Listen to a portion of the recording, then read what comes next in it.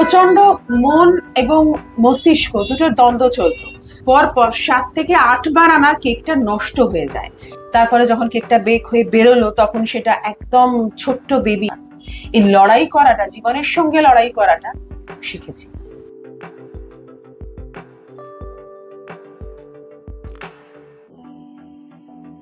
রান্নার সুগন্ধের সঙ্গে যখন শিল্প মিশে যায় তখন সেখান থেকেই তৈরি হয় সৃষ্টির নতুন ইতিহাস।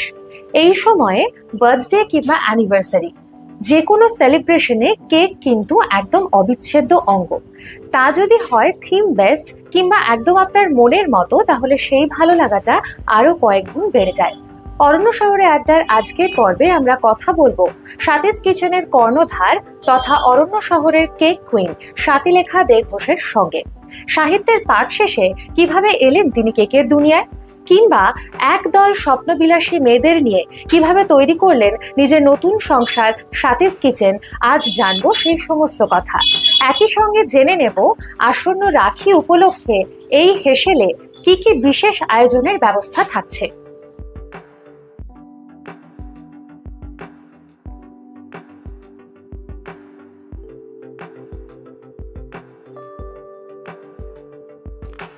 নমস্কার, শুরু করছি অরণ্য শহরে আড্ডায় আজকের পর্ব। আজ আমরা রয়েছি স্বাতীস কিচেনে এবং আমার সঙ্গে রয়েছেন এই কিচেনের কুইন অর্থাৎ কেক কুইন স্বাতীলেখা দে ঘোষ। ওয়েলকাম দিদি, তোমাকে অরণ্য শহরে আড্ডার আজকের পর্বে। আজ আমরা তোমার সঙ্গে আড্ডা দেবো। একদম। তো স্বাতীস কিচেন মানে সবসময় নতুন কিছু। তো সামনে যেহেতু রাখি আসছে এবং রাখি মানে ভাই বোনদের কাছে ভীষণ স্পেশাল একটা দিন, তো এই রাখি উপলক্ষে তোমার কি নতুন ভাবনা রয়েছে? আমাদের সবকিছুতেই একটা করে নতুন ভাবনা থাকে, যেটা স্বাতীস কিচেনের স্পেশালিটি। তো রাখি উপলক্ষে যে ভাবনা, সেটা একটা অনবদ্য ভাবনা। সাধারণত আমরা তো ভাইয়ের হাতে রাখি পরাই, তারপরে থালাতে করে প্লেটে করে সাজিয়ে মিষ্টি খেতে দিই। স্বাতীস কিচেন একটা অভিনব চিন্তা করেছে যে রাখি তো আমরা পরে সেটা খুলে জলে দিয়ে দিই বা ফেলে দিয়ে দিই, তাহলে এমন কিছু রাখি বানানো যেতে পারে কি যেটা হাতে পরানোও যাবে আর তা দিয়ে মিষ্টি মুখও করা যাবে। আচ্ছা, তো সেই ভাবনা থেকে আমরা আমাদের স্পেশাল হচ্ছে চকলেটের রাখি, যে রাখি পুরোটাই এডিবল, তার ফিতেটা ছাড়া, যেটা ভাইয়ের হাতে আমরা বেঁধেও দিতে পারবো এবং সেটা দিয়েই আমাদের ভাই, দাদা, বোন যাকে তুমি রাখি পরাবে সে মিষ্টি মুখ করতে পারবে। একটু মেয়েবেলার গল্প শুনবো। তুমি এখানকার বিখ্যাত দে পরিবারের মেয়ে এবং একান্নবর্তী রক্ষণশীল পরিবারে তোমার বেড়ে ওঠা, সেই সময়ের কথা একটু বলো। সত্যি তাই, আমি ঝাড়গ্রামের দে পরিবারের মেয়ে এবং আমাদের পরিবার বৈষ্ণব পরিবার ছিল এবং রক্ষণশীল অত্যন্ত, এবং একান্নবর্তী পরিবার, বিশাল বড় ফ্যামিলি। ছোটবেলা সেই একান্নবর্তী পরিবারে প্রচুর ভাই বোন, জেঠু, কাকু, পিসি সবার সঙ্গে বেড়ে ওঠা এবং সেই স্মৃতি তো অমলিন চিরকালের জন্য। রথ থেকে শুরু করে বহু উৎসব আমাদের বাড়িতে হতো, যেহেতু আমাদের গৃহদেবতা গোপাল। তো সেই সব উৎসবগুলো সবসময় মনে দাগ কেটে থাকে এবং যেহেতু সময়ের দাবি মেনে একান্নবর্তী পরিবারগুলো আস্তে আস্তে ভেঙে গিয়ে নিউক্লিয়ার ফ্যামিলি হয়ে গিয়েছে, তো তখনও আমাদের পরিবারে সেই নিউক্লিয়ার ফ্যামিলির মধ্যে পরবর্তীকালে যেতে হয়। বাড়িতে যতটা মানে বড় বাড়ি বলি আমরা, বড় বাড়ি বলতে সবাই চেনে, তো বড় বাড়ি যতটা রক্ষণশীল ছিল, মানে আমার দাদু শ্রীযুক্ত কানাইলাল দে এবং শ্রীযুক্ত নন্দদুলাল দে, যারা স্বনামধন্য, তো যতটা রক্ষণশীল ছিল, আমার বাবা মা স্বরূপ দে বা মিতালি দে কিন্তু অতটা রক্ষণশীল ছিলেন না।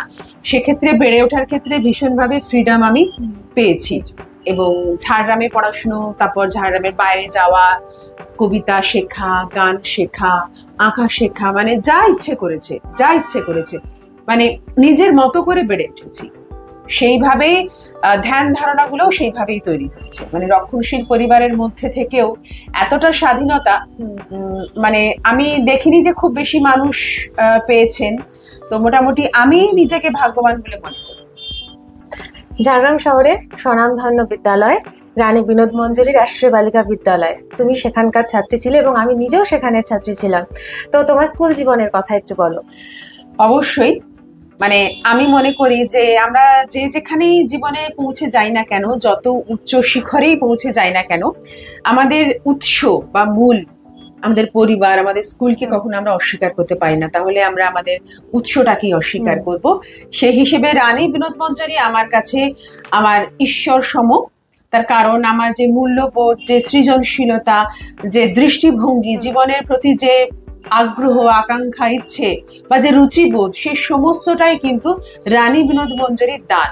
সেখানকার দিদিরা, সেখানকার শিক্ষক শিক্ষিকারা, মানে সেখানকার দিদিমণিরা, এই শিক্ষিকারা, তাদের থেকে যে প্রাপ্ত মূল্যবোধ, যেটা কিন্তু জীবনের সর্বস্তরে ছড়িয়ে আছে, এবং সেই মূল্যবোধ এতটাই গভীর। আমি একটা ছোট্ট ঘটনার কথা বলবো, যে আমি তখন শ্রী শিক্ষায়তন কলেজে বিএড পড়ছি। তো আমার ধারণা ছিল যে আমি কখনো ডিবেট লড়তে পারি না। তো সেখানকার যিনি হেড ম্যাম ছিলেন, তিনি, তার অভিধানে না বলে কোনো শব্দ ছিল না, সবই সম্ভব। তো আমাকে ডিবেট করিয়েছিলেন, এবং সেখানে যথারীতি বললো যে 10 বছর পর বাংলা ডিপার্টমেন্ট থেকে ফার্স্ট হয়েছে। তো তখন আমাকে যারা এসেছিলেন, স্বনামধন্য ব্যক্তি যারা এসেছিলেন, তারা বললেন যে তোমার স্কুলিং কোথায়? তখন আমি বললাম রানী বিনোদ মঞ্জুরি রাষ্ট্রীয় বালিকা বিদ্যালয়, ঝাড়গ্রাম। তো বললেন তোমার অ্যাপিয়ারেন্স এবং তোমার বলা দেখে বোঝা যাচ্ছে যে তোমার স্কুলিং কত ভালো জায়গায়, মানে এটা আমার কাছে মানে পরম প্রাপ্তি। উচ্চশিক্ষার জন্য এরপর কলকাতায় যাওয়া, এক নয় দুটো বিষয়ে তুমি স্নাতকোত্তর ডিগ্রি অর্জন করেছো। তুমি শিক্ষকতার সুযোগও পেয়েছিলে, কিন্তু সেই কাজে তোমার মন বসতো না।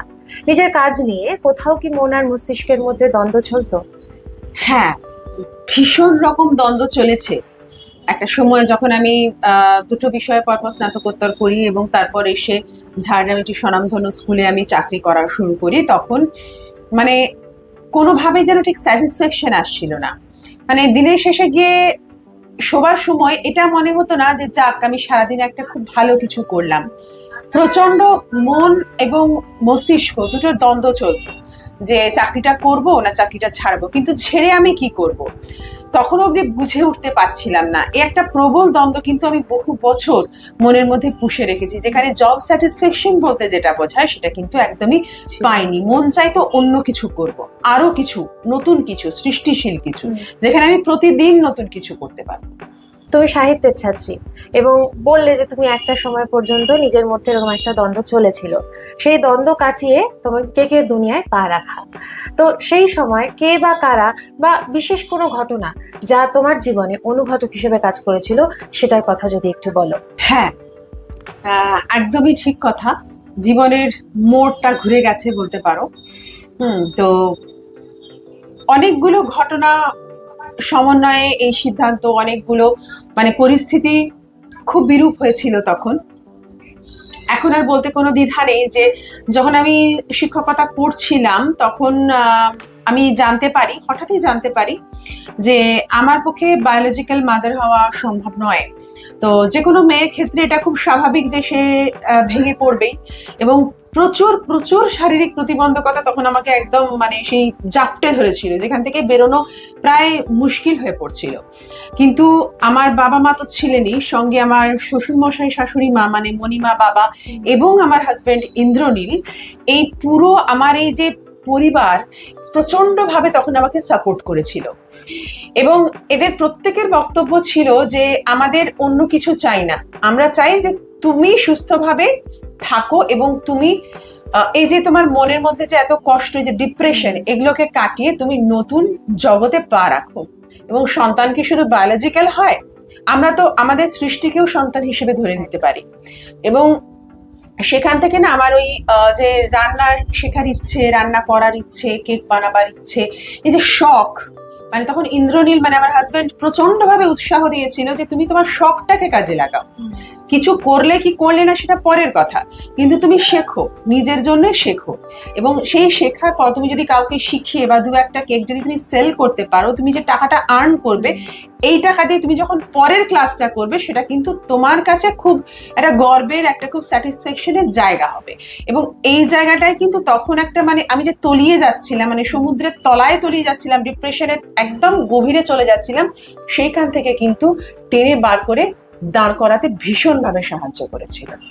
তুমি বললে যে রান্না করাটা তোমার শখ, ভালো লাগা, তো এই ভালো লাগার আতুর ঘর সেটা কোথায়? মানে প্রথম রান্না শেখা সেটা কার কাছে? প্রথম রান্না শেখা তো মায়ের কাছে অবশ্যই। আমার মা অসম্ভব ভালো রন্ধন শিল্পী, রন্ধন পটুয়সী, তার কাছ থেকেই হয়তো শখটা পাওয়া এবং রান্না শেখাও তার কাছে, পিসিমণিদের কাছে, এই রকম মানুষগুলোর কাছ থেকেই কিন্তু প্রথম শেখা। তো বেকিং নিয়ে এই যে প্রথাগত শিক্ষা, সেটা প্রথম কোথায় হয়েছে?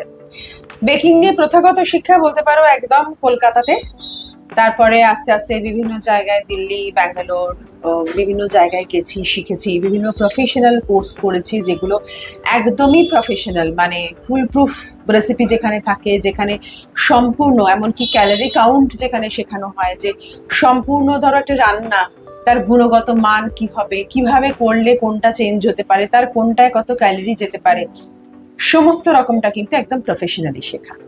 কেক শিখে প্রথম কেক বানানোর অভিজ্ঞতা কেমন ছিল? খুব সাংঘাতিক অভিজ্ঞতা ছিল। কেন? কেক শিখে তো প্রথম ডিসাইড করি যে আমি তো শিখলাম, এবার আমাকে বানাতে হবে, এবং তার জন্য আমি নির্বাচন করি ইন্দ্রনীলের, মানে আমার হাজব্যান্ডের জন্মদিনটা। 16 তারিখ আমি বানাবো বলে ভাবি, মানে 17 জুন ওর জন্মদিন, তো আমি 16 জুন বানাবো বলে ডিসাইড করি, এবং যথারীতি সবকিছু সাজিয়ে গুজিয়ে নিয়ে বানাতে শুরু করি। প্রথমবার আমি যখন বেকিং এ দিলাম, তখন তো কমার্শিয়াল বলে কিছু ছিল না, তখন একদম ঘরোয়া একটা ছোট ওভেন ছিল, সেখানে আমি বেক করতে বসাই, খুব যত্ন করে বসেছিলাম। কিন্তু তারপর দেখলাম যখন কেকটা হয়ে এলো, তখন দেখলাম কেকটা হয়নি। ভাবলাম ঠিক আছে, হয়নি, আরো একবার দিই। আবারও দিলাম, আবারও কেকটা হয়নি।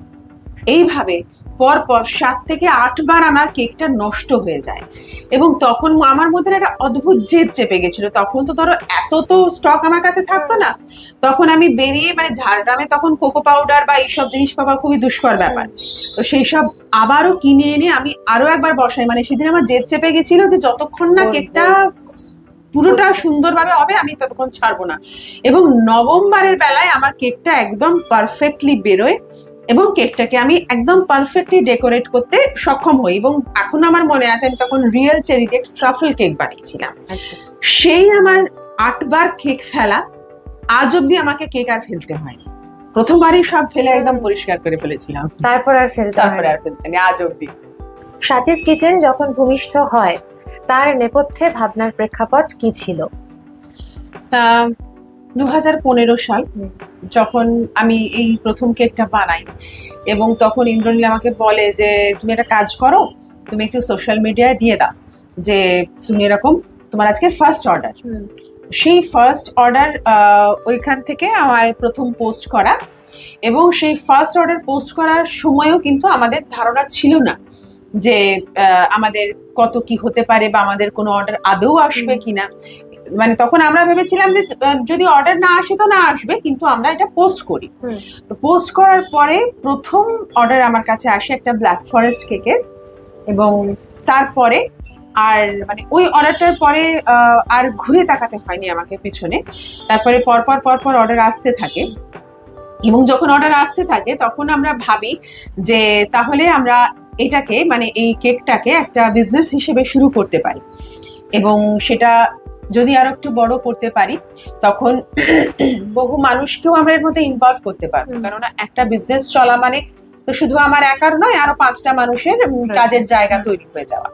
এবং আমাদের প্রথম থেকেই ইচ্ছে ছিল যে মেয়েদের নিয়ে কাজ করব। মানে আমি নিজে যেরকম একটা মেয়ে, নিজে যেরকম নিজের পায়ে দাঁড়াতে পারছি, তো আমি আমার এই যে শিক্ষা সেটা আর 5 জনের মধ্যে ছড়িয়ে দিয়ে তাদেরকেও স্বাবলম্বী হতে সাহায্য করব। এবং আমার একজন ভীষণ প্রিয় মানুষ, যিনি নাম দিয়েছিলেন স্বাতীস কিচেন, স্বাতীস কিচেনের জয়যাত্রা বা চলার পথটা কিন্তু সেখান থেকেই প্রথম শুরু হয়েছিল। রান্না যেরকম একটা শিল্প, সেরকম কেক বেকিং এটাও একটা শিল্প। এবং আমরা জানি যে কোনো শিল্পের নেপথ্যে কোনো না কোনো সমাজ সচেতনতার ভাবনা থাকে। তো তুমি যে কেকগুলো বানাও, কখনো তার মধ্যে দিয়ে কোনো সমাজ সচেতনতার বার্তা দেওয়ার চেষ্টা করেছো? একদম ঠিক বলেছো। প্রত্যেকটা কাজের পেছনে একটা করে উদ্দেশ্য থাকে বা একটা বার্তা থাকে। তো আমার এই যে কেকের যে বিজনেস বা কেক বানানো বা বিভিন্ন মানুষকে যে কেক শেখানো, বিশেষ করে বিভিন্ন ওয়ার্কশপ করা, কলকাতা, ঝাড়গ্রাম, মেদিনীপুর, খড়গপুর, চারিদিকে আমার স্টুডেন্টরা ছড়িয়ে রয়েছে, এবং প্রত্যেকে সাকসেসফুল একদম বিজনেস করছে তারা। আমি একটা এবং বিভিন্ন সরকারি জায়গাতেও কাজ করেছি। তো এর মাধ্যমে একটা জিনিসই আমি বলতে চাইছি যে সব সময় আমরা কিন্তু, কেননা কিছুদিন পেছনে তুমি তাকাও, কেকের ব্যবসা বা কেক নিয়ে কাজ কিন্তু এতটা বেশি ফেমাস ছিল না। এখন এটা একটা সফিস্টিকেটেড বিজনেসের মধ্যে অন্যতম, এবং যেটা খুব এখন প্রচলিত। এবং আমি যেটা বুঝতে পেরেছি বা যেটা বলতে চেয়েছি এর মাধ্যমে, সেটা হচ্ছে সব সময় মেয়েরা পিছিয়ে থাকবে না। আমার কাজটাই, স্বাতীস কিচেনের কাজটাই হচ্ছে মেয়েদেরকে নিয়ে, বিভিন্ন জায়গায় মেয়েদেরকে নিয়ে কাজ, এবং মেয়েরা যাতে সমাজের প্রতিটা ক্ষেত্রে এগিয়ে আসতে পারে। এবং এমন অনেক গ্রামাঞ্চলে মেয়েরা রয়েছে যাদেরকে খুব কম বাজেটের জিনিস আমি শেখাই, যেটা তারা সেল করে ম্যাক্সিমাম লাভ করতে পারবে এবং তারা সমাজে এবং সংসারের একটা মূল খুঁটি হয়ে দাঁড়াতে পারবে। সবসময় বাবা, ভাই বা বাড়ির পুরুষ মানুষের কাছে কেন মেয়েরা হাত পাতবে, বা একটা দরকার হলে, বাবা মার দরকার হলে কেন আমাকে আমার হাজবেন্ডের কাছে হাত পাততে হবে, তখন কেন আমি নিজে করতে পারবো না, বা ভাই বোনকে বা আমার ছোট সন্তানটিকে আমি কিছু করতে পারবো না। এই জায়গা থেকে দাঁড়িয়ে যাতে মেয়েরা বাড়িতে বসে কাজ করতে পারে, কেননা সমাজ তো এখনো আমরা যতই বলি না কেন খুব অগ্রগতি হয়েছে। ঝাড়গ্রামের আশেপাশের অঞ্চলে এমন অনেক জায়গা আছে যেখানকার মনোভাব কিন্তু এখনো সেরকম ভাবে বদলায়নি। শুধু ঝাড়গ্রাম নয়, এখনো অনেক জায়গা আছে। তো আমার চেষ্টা একটাই যে বাড়ির বাইরে না বেরিয়ে কাজ করা যাবে, বাড়িতে বসে কাজ করা যাবে, এবং খুব সামান্য উপকরণ দিয়ে কাজ করা যাবে, এবং বিশেষভাবে সক্ষম যে মানুষেরা তারাও কিন্তু এই বেকিং এর কাজ করে আর্ন করতে পারবে।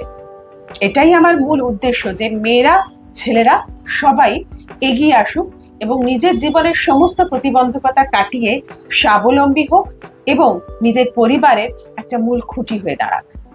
তোমাকে বিভিন্ন জায়গায় বলতে শুনেছি স্বাতীস কিচেন তোমার প্রথম সন্তান, এবং এখানে তোমার সৃষ্টিতে যে কেকগুলো তৈরি হয় সেই প্রত্যেকটি তোমার কন্যা সম। নিজের সৃষ্টিকে, নিজের কন্যাকে যখন অন্য কারোর হাতে তুলে দাও, সেই সময়ের অনুভূতিটা ঠিক কিরকম? এই অনুভূতিটা বলতে গেলে তো একটু আগে থেকে বলতে হয়। স্বাতীস কিচেন আমার সন্তান, আমার প্রথম সন্তান, যাকে আঁকড়ে ধরে আমি জীবনের অনেকটা পথ চলতে পেরেছি, যাকে আঁকড়ে ধরে অনেক বাধা বিপত্তি অতিক্রম করতে পেরেছি, যাকে আঁকড়ে ধরে একদম ভেঙে যাওয়া, দুমড়ে মুচড়ে যাওয়া মানসিকতা থেকে আবার কিন্তু সোজা হয়ে দাঁড়াতে পেরেছি, যাকে আঁকড়ে ধরে আমার নিজের পরিচয়। মানে আমি কোনোদিনই কারো স্ত্রী, কারো মেয়ে, কারো দিদি এরকম ভাবে পরিচিত হতে চাইনি, মানে টাইটেল দিয়ে পরিচিত হতে চাইনি। আমার নাম দিয়ে পরিচয় করতে চেয়েছিলাম, যেটা স্বাতীস কিচেন আমাকে দিয়েছে। সন্তানই তো দেয়, এত পাওয়া তো সন্তান ছাড়া কেউ দিতে পারে না। স্বাতীস কিচেন আমার সন্তান, এবং এখানে যখন আমি একটা কেক বেক করি, যখন আমি বানাই, ধরতে পারো তখন প্রেগনেন্সি, তারপরে যখন কেকটা বেক হয়ে বেরোলো তখন সেটা একদম ছোট্ট বেবি, মানে একদম ওই কয়েক দিনের বাচ্চা, একদম সদ্যজাত বাচ্চা, যাকে খুব ডেলিকেটলি হ্যান্ডেল করতে হয়। একটু এদিক ওদিক হলেই ভয়ঙ্কর বিপদের সম্ভাবনা থাকে। তারপর তার রেস্টিং হয়, সে আস্তে আস্তে একটু বড় হয়, ম্যাচিওর হয়, কেক ম্যাচিওর হয় 5 ঘন্টা 6 ঘন্টা ধরে, তারপরে আমরা কাজ করতে পারি। তো আমার সন্তান যেরকম ম্যাচিওর হয়, ধরে নিলাম 5 বছর 6 বছর, আমার কাছে 5-6 ঘন্টা, মানে আমার বেবি ম্যাচিওর হলো। ম্যাচিওর হওয়ার পর তাকে আমি চিন্তা করি যে কিভাবে তাকে সাজাবো, মানে কত রকম অলংকার তার জন্য করব, কত রকম ড্রেস তাকে পরাবো। এবং জানো তো, কেক আর্টিস্ট মানে একদম জুতো সেলাই থেকে চণ্ডীপাঠ সবই করতে হয়, হেয়ার ড্রেসিংও করতে হয়, আবার জামা কাপড়ও আমাদের স্টিচ করতে হয়, সবই এডিবল, আবার জুতো সেলাই করতে হয়, সমস্তটা। তো আমি ভাবি, এবং প্রত্যেকে আমার মেয়ে, আমার মানে কি বলবো, কন্যা সন্তানের প্রতি যেন জানি না কোনো কারণে হয়তো খুব বেশি ইমোশন জড়িয়ে আছে। তো যেহেতু এরা চলে যাবে সেই জন্য হয়তো আরো বেশি করে, তো আমার কন্যাদেরকে আমি কিভাবে সাজাবো সেটা আমি চিন্তা করি, কতটা সুন্দর তাদের করতে পারি। এবং তারপর তাদের মানে কৈশোর আসে, তারা একটু একটু করে সেজে ওঠে, একটু একটু করে বেড়ে ওঠে, এবং যখন আমি কেকটা সম্পূর্ণ করি তখন মানে তার আমার সাজটা সম্পূর্ণ হলো। এবং কাস্টমার যখন অর্ডার দিয়ে যায় তখন আমি মেয়েকে যখন রেডি করছি, তাই না, বিয়ের জন্য আমরা মেয়েকে পরের ঘরে পাঠাবার জন্য রেডি করি, অনেক সাজিয়ে গুজিয়ে বাবা মা তার সাধ্য মতো দিয়ে রেডি করে। আমিও আমার প্রত্যেকটা কেককে, সেটা 200 টাকার হতে পারে বা 20,000 টাকার হতে পারে, প্রত্যেকটা কেককে আমি আমার সাধ্য মতো দিয়ে কিন্তু সুন্দর করে সাজিয়ে তুলি, সবটুকু নিখুঁত করে সাজিয়ে তুলে তাকে সে অপেক্ষা করে কখন সে শ্বশুরবাড়ি যাবে, এবং কাস্টমার আসেন এবং আমার থেকে কেক নিয়ে যান। বহু সময় হয়েছে আমার কেক দিতে প্রাণ চায় না, মনে হয় যে কেকটা আমি আমার কাছেই রেখে দিই। অজস্র ফটো তো তুলি, এবং পারলে কেকটা না দিতে পারলে ভালো হয়, কিন্তু যেহেতু টাকা পয়সার ব্যাপার, সে তো আর কেকটা দিতেই হবে। একজন মা যেরকম মনে হয় বাবা মার, যে সন্তান চলে গেলে যে হয়তো একদম নারী ছেড়া ধন চলে গেল, যে কষ্টটা হয়, এরকম ফিলিং কিন্তু আমার প্রত্যেকটা দিন, প্রত্যেকটা মুহূর্তে হয়। প্রত্যেকটা কেক যখন আমি অন্যের হাতে তুলে দিই তখন আমার মনে হয় আমার বুকের পাঁজর বোধহয় একটা খসে গেল। এই জায়গাটা কিন্তু আমি এত বছর হয়ে গেল, কিন্তু এখনো আমার কাছে অনুভবটা একই রকম, নতুন। এবং আমার তখন প্রচন্ড আবেগঘন, এবং যখন বড় বড় ওয়েডিং কেক আমি পাঠাই তখন মোটামুটি চোখ থেকে জল বেরিয়ে যাওয়ার জোগাড়। মানে ঘন্টার পর ঘন্টা, দিনের পর দিনের পরিশ্রম এক মুহূর্তে আমি অন্য কারো কাছে পাঠিয়ে দেবো, এবং সেখানে যাওয়ার পরেই সেটা কেটে কুটে সবাই খেয়ে ফেলবে। এটা ভাবলেই আমার ভীষণ কষ্ট। কেকের জগতে এই পর্যন্ত নিশ্চয়ই বহু অভিজ্ঞতার সম্মুখীন হয়েছে, তার মধ্যে স্মরণীয় কিছু ঘটনা যদি আমাদের সাথে ভাগ করে নাও। অবশ্যই বহু ঘটনা আছে, বহু ভালো মন্দ সব রকম ঘটনাই আছে। বহু সময় এমন হয়েছে যে ধরো কেক করে রেখেছি রাত্রেবেলায়, কেকটা একদম, যখন আমি প্রথম কেক করি তখন একটা খুব ভালো সুন্দর একটা ওয়েডিং কেকের অর্ডার আমার ছিল, এখনো পরিষ্কার আমার দিনটা মনে পড়ে।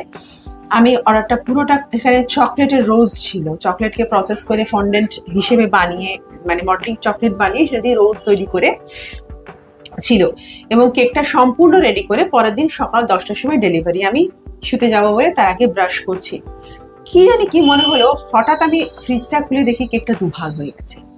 মানে তখন আমার হাত পা ছুড়ে মানে চিৎকার করে কেঁদেছি। মানে সেই মুহূর্তে ইন্দ্রনীল আর আমি দুজনে মিলে আবার ওই কেক বার করে, আবার ওই মানে ফন্ডেন্টকে ডেভেলপ হতে অনেকটা টাইম লাগে, কিন্তু আবারও বানিয়ে সারা রাত জেগে বসে কেক কমপ্লিট করেছি। মানে কাঁদতে কাঁদতে কেক করেছি, কাঁদতে কাঁদতেও যেরকম কেক করেছি সেরকম প্রচন্ড অ্যাপ্রিসিয়েশনও মানুষের কাছে পেয়েছি বিভিন্ন সময়। আরেকটা কথা বলবো, খুব মানে মনে পড়ছে, এটা আমার ক্ষেত্রে 3বার হয়েছে। এটা হচ্ছে, একবার একটা হান্ডি কেক ছিল, মানে কেকটা হাঁড়ির শেপে তৈরি হবে এবং তার মধ্যে রসগোল্লা থাকবে। আর এই হান্ডি কেকের ক্ষেত্রেই 3বার ঘটেছে। একবার একটা বিরিয়ানির হান্ডি ছিল, এবং আরেকবার ছিল তোমার জন্মাষ্টমীতে যে ননির হাঁড়ি হয়, ননির হাঁড়ি।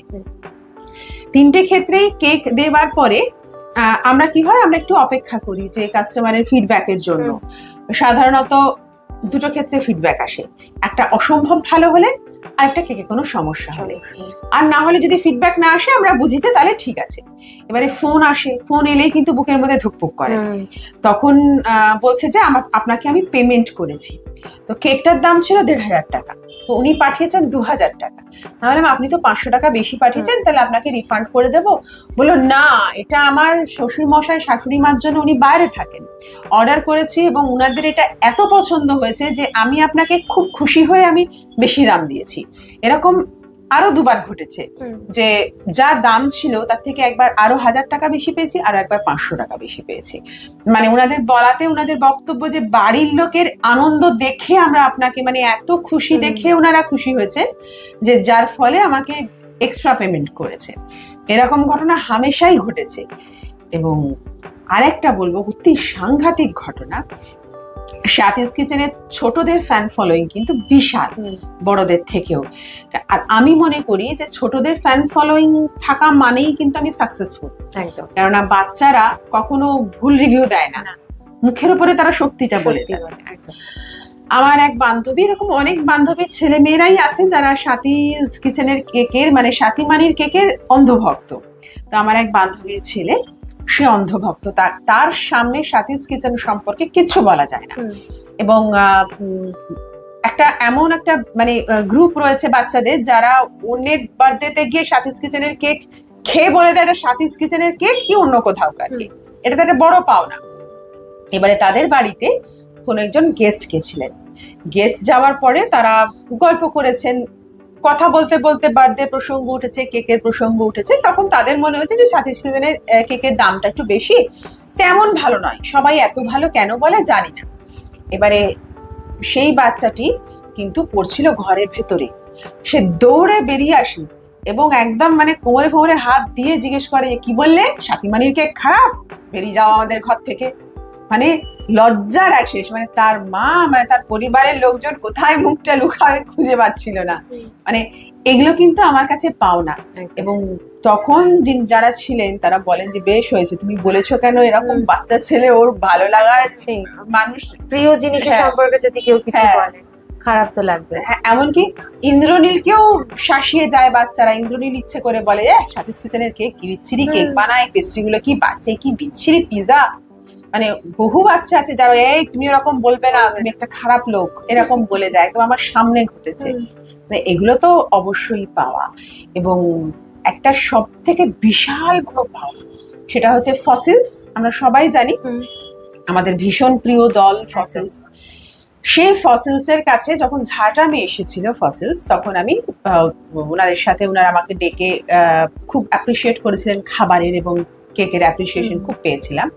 এবং পরে কল্যাণীতে তাদের একটা বড় শো ছিল এবং সেখানে তাদের জন্মদিন ছিল ফসিলসের। সেখানে আমরা ডাক পেয়েছিলাম ফটোরোল কেক নিয়ে যাওয়ার।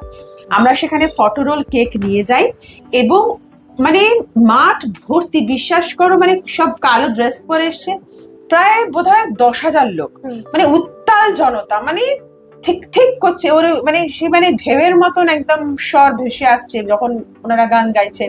এবং যখন কেক কাটা হলো, ওই অত লোকের সামনে ওনারা আমার নাম অ্যানাউন্স করলেন এবং অ্যাপ্রিসিয়েট করলেন যে এত দূর থেকে স্বাতিলেখা এবং ইন্দ্রনীল এই কেক নিয়ে এসে, যেটা আমাদের কাছে একটা মিষ্টি উপহার এবং অসাধারণ একটি উপহার। তার কারণ কেকটা ফটোরোল কেক। ফটোরোল কেক মানে তোমার কেকের মধ্যে থেকে ফটোরোলটা বেরোবে এবং তাদের যত সময় অনুযায়ী যত ছবি, সমস্তটা সেখানে কিন্তু দেয়া ছিল।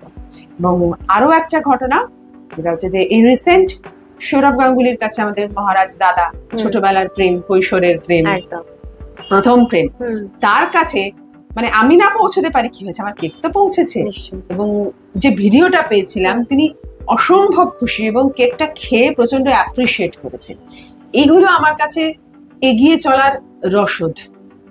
তোমার সঙ্গে আড্ডা দিতে দিতে যে নামটা বারবার তোমার কাছ থেকে আমরা শুনছি, তোমার সহযোদ্ধা, তোমার হাজবেন্ড ইন্দ্রনীল দা, তার সম্পর্কে একটু বলো। জীবনের প্রতিটা বাঁকে কিভাবে তাকে পাশে পেয়েছো?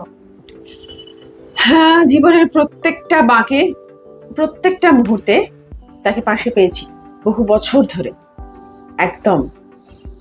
এবং ওর সম্বন্ধে বলতে গেলে শেষ হবে না।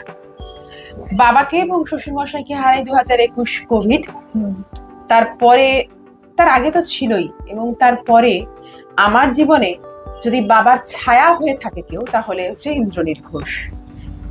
মেয়েরা একটা কথা বলে, মানে এটা একটা প্রচলিত কথা, যে কোনো স্ত্রী যদি তার হাজবেন্ডের মধ্যে তার বাবাকে খুঁজে পায়, তাহলে বলতে পারা যায় তিনি আদর্শ স্বামী। এবং কোনো স্বামী যদি তার স্ত্রীর মধ্যে মায়ের আদর্শ খুঁজে পায়, তার মানে সে আদর্শ স্ত্রী। আমার ক্ষেত্রে বাবা হয়ে উঠেছে কিন্তু ইন্দ্রনীল। এবং প্রত্যেকটা জীবনের প্রত্যেকটা ক্ষেত্রে স্বাতীস কিচেনের পথ চলা থেকে 2015, যখন আমি ভাবিনি, আমি নিজে কোনোদিন ভাবিনি, কেননা আমি একটা এমন বাড়ি বা ফ্যামিলি থেকে বিলং করি, যে বললাম ভীষণ কনজারভেটিভ। সেখানে বাড়ির মেয়েরা এত মানুষের সাথে ইন্টারাক্ট করবে, বাড়ির মেয়েরা শিক্ষকতা করতে পারে, কিন্তু ব্যবসা এটা ভাবাই কিন্তু খুব কঠিন ব্যাপার ছিল। সেখানে বাবা মার সাপোর্ট তো ছিলই, শ্বশুর মশাই শাশুড়ি মার সাপোর্ট ছিলই, কিন্তু প্রধান উদ্যোক্তা ছিল ইন্দ্রনীল। সে প্রথম থেকে চেয়েছে যে সে যেরকম রোজগার করে, তার স্ত্রীও সেরকম কিন্তু কাঁধে কাঁধ মিলিয়ে রোজগার করুক। এবং একটা ভীষণ ইম্পর্টেন্ট কথা যেটা আমি শেয়ার করতে চাইবো, প্রত্যেকের সঙ্গে চাইবো, যে এখন বর্তমান যে একটা কঠিন সময়ে তো আমরা দাঁড়িয়ে আছি, এবং প্রত্যেকটা জায়গায় সম্পর্কে টানাপোড়েন ভীষণভাবে চলছে, যেখানে বহু বিবাহ বিচ্ছেদ হতে আমরা দেখেছি। তার প্রধান সমস্যা কিন্তু ইগো। আমি দেখেছি, অনুভব করেছি, চোখের সামনে বহু বহু প্রিয়জনের সংসার ভাঙতে দেখেছি। তো আমি এটা অনুভব করেছি যে ইগোর কারণে সংসারগুলো ভাঙে, এই ইন্দ্রনীলের মধ্যে কিন্তু সেই ইগো নেই। মানে আমার স্ত্রী, মানে ইন্দ্রনীলের বক্তব্য হচ্ছে যে আমি যদি ওর থেকে অনেক বেশিও রোজগার করি, ও তাতে খুব খুশি, মানে ও স্যাটিসফাইড। ও কি করে স্বাতীস কিচেনকে আরো বেশি ফ্লারিশ করতে পারে, স্বাতীস কিচেন আরো উপরে কি করে উঠতে পারে, সেটা প্রতিনিয়ত ভেবে চলেছে। স্বাতীস কিচেনের যদি কোনো ব্যাকবোন থেকে থাকে, সেটা কিন্তু ইন্দ্রনীল ঘোষ। মানে আমি হাতের কাজটাই করি, বাকি সমস্তটা ওর। আর এই যে আমরা এই আউটলেটটায় বসে কথা বলছি, আমরা সবাই জানি যে একদম ছোট্ট করে, সামনে অনেকটা উঁচুতে ছোট্ট করেছিল, ওপরে তো ওয়ার্কশপ আছে। এবং এটাকে এই যে সুন্দর করে ওইটুকু ছোট জায়গাকে কি করে বাড়িয়ে আরো একটু মানুষের কাছে পৌঁছে দেওয়া যায় মানুষের দাবির কারণে, সে সমস্তটার কারিগর কিন্তু ইন্দ্রনীল। এবং যত ইন্টেরিয়ার থেকে শুরু করে যে ভাবনা, এবং আমি মাঝে মাঝে একটু কুঁড়ে প্রকৃতির, মানে হয়তো গ্রাফটা খুব উপরে উঠছে, মাঝে হঠাৎই গ্রাফটা পড়ে যায়, মানে আমার উৎসাহটা কমে যায়, তখন ওই যে প্রবল একটা ধাক্কা দিতে হয়, সেটা কিন্তু তার নামটা কিন্তু ইন্দ্রনীল ঘোষ। মানে প্রত্যেকটা ক্ষেত্রে বিভিন্ন রান্নার শো গুলোতে যাওয়া, জি বাংলা থেকে শুরু করে আকাশ আট থেকে শুরু সমস্ত চ্যানেলে যত শোতে গেছি, প্রত্যেকটা মানে ঠেলে ঠেলে পাঠানো। ওনারা যখন কল করেছেন আমার থেকে প্রোফাইল দেখে, তখন ওই উৎসাহ দেয়া বা তুমি যাও তুমি করো, সে ভাবনাটা বা সেই উৎসাহটা ইন্দ্রনীলের। দিদি নাম্বার 1 থেকে শুরু করে যত ইন্টারন্যাশনাল কম্পিটিশনে গেছি, যে তুমি না জিততে পারো কোনো অসুবিধা নেই, কিন্তু তুমি তোমার বেস্টটা দাও। সিজন টাইমে যখন আমরা রাতের পর রাত কাজ করি, তখন এন্টারটেনমেন্ট থেকে শুরু করে, উৎসাহ থেকে শুরু করে, পাশে দাঁড়ানো থেকে শুরু করে পুরোটাই কিন্তু ইন্দ্রনীল ঘোষ করে। রাত্রি আমি 2টোয় বাড়ি যাই, 3টেয় বাড়ি যাই, ও কিন্তু এসে নিয়ে যায়। এবং আমার দোকানের প্রত্যেকটি স্টাফ তো মহিলা, প্রত্যেককে দায়িত্ব সহকারে বাড়ি পৌঁছে দেওয়া ওই রাত্রিবেলা, তাদের খাবার ব্যবস্থা করা, তাদের থাকার ব্যবস্থা করা, প্রত্যেকটাতে কিন্তু ইন্দ্রনীলের সহযোগিতা একদম পরিপূর্ণভাবে। আরো একটা বলবো, যখন বড় বড় অর্ডার গুলো আসে, আমি বলতে দ্বিধা নেই যে আমার টাইম ম্যানেজমেন্ট ভীষণ খারাপ ছিল। ইন্দ্রনীল শিখিয়েছে কি করে বড় বড় অর্ডারের ক্ষেত্রে 200, 500, 1000, 5000, 10,000 এরকম অর্ডার যখন পেয়েছি, এইরকম অর্ডারের ক্ষেত্রে কি করে টাইম মেনটেন করতে হয়, কি করে কাজ শ্রম বন্টন করলেই তো কাজ আমাদের তাড়াতাড়ি হয়, যেটা আমার একদম স্কিলের বাইরে ছিল। সমস্তটাই কিন্তু ইন্দ্রনীল। মানে ওই যে বললাম, মানে বলে না সফল পুরুষের পেছনে একজন নারীর হাত থাকে, সেরকম আমি এটা বিশ্বাস করি, একজন সফল নারীর পিছনে সবসময় একজন পুরুষের হাত থাকে। তিনি বাবাও হতে পারেন, তিনি স্বামীও হতে পারেন, তিনি শ্বশুরও হতে পারেন, তিনি ছেলেও হতে পারেন, ভাই বোন হতে পারেন, যে কেউ হতে পারেন। প্রত্যেকটি মানুষের জীবনে যেরকম ভালো সময় থাকে, তেমনি খারাপ সময়ও থাকে। নিশ্চয়ই তুমিও অনেক প্রতিকূলতা পেরিয়ে আজ এখানে এসেছো। তো এমন কিছু অভিজ্ঞতার কথা বলো, যে অভিজ্ঞতা তোমাকে আজও মানে তাড়া করে বেড়ায়, বা সেটা মনে পড়লে তোমার আজও খুব ভয় লাগে। এবং এর সঙ্গে আরেকটা প্রশ্ন করবো, যে প্রত্যেকটা খারাপ অভিজ্ঞতা থেকে আমরা কিছু না কিছু শিখি। তোমার সেই অভিজ্ঞতা তোমাকে কি শিখিয়েছিল? খুব একটা সাংঘাতিক প্রশ্ন। মানে বললেই এখনো মনে চোখের সামনে ভেসে ওঠে 2021 কোভিড, ভরা কোভিডের সময়, সেকেন্ড ওয়েভ। তখন আমি 15ই এপ্রিল আমার বাবাকে হারাই কোভিডে, এবং 20 এপ্রিল আমার শ্বশুর মশাইকে হারাই, মাত্র 5 দিনের ব্যবধানে। ঝাড়গ্রামে তখন বোধহয় ভোট চলছিল। তো সেই সময় বাবার কোভিড ধরা পড়ে এবং আমরা কলকাতা নিয়ে যাই। অত্যন্ত ভয়াবহ অভিজ্ঞতা। যে সময় আমরা কোনো অ্যাম্বুলেন্স পাইনি, এবং অ্যাম্বুলেন্স যখন যাচ্ছি তখন অক্সিজেন সিলিন্ডারটা খারাপ হয়ে যায়। তখন ইন্দ্রনীল রাস্তায় দাঁড় করিয়ে কি করে পেয়েছিল, কোত্থেকে কি এনে কি করে অক্সিজেন চালু করেছিল জানি না, আজও জানি না। ড্রাইভার ঘুমিয়ে পড়ছিল, ইন্দ্রনীল ওই অ্যাম্বুলেন্সটি চালিয়ে নিয়ে যায় এবং হসপিটালে ভর্তি করে। এবং তারপর তো 5 দিন, মানে তারপর 15টা দিনের অসম্ভব একটা অসম লড়াই, জমে মানুষের টানাটানি। সেখানে আমিও নিজে, আমাদের পরিবারের প্রত্যেকে কোভিড আক্রান্ত হয় এবং হসপিটালাইজড। সে সময় আমি একদিনের মধ্যে নরক দর্শন করেছি হসপিটালে গিয়ে। মানে আমার মনে হয়েছিল বাড়িতে থেকে মরে যাওয়া ভালো, কিন্তু হসপিটালে যাব না। আর বাবার ওই অসম লড়াই, প্রতিটা মুহূর্তে ভয়। বাবা চলে গেল 15ই এপ্রিল, পয়লা বৈশাখের দিন। তখন যখন আমরা বাবাকে দাহ করে ফিরছি, তখন খবর আসে যে আমার শ্বশুর মশাই, তাকে ভেন্টিলেশনে দেওয়া হবে। এবং ওইখান থেকে ইন্দ্রনীল চলে যায় এবং বাবাকে ভেন্টিলেশনে দেওয়া হয়। এবং 20 তারিখ বাসন্তী পুজোর অষ্টমী ছিল, সেদিন বাবা মারা যান। একই সঙ্গে মাথার ছাতাগুলো চলে যায়।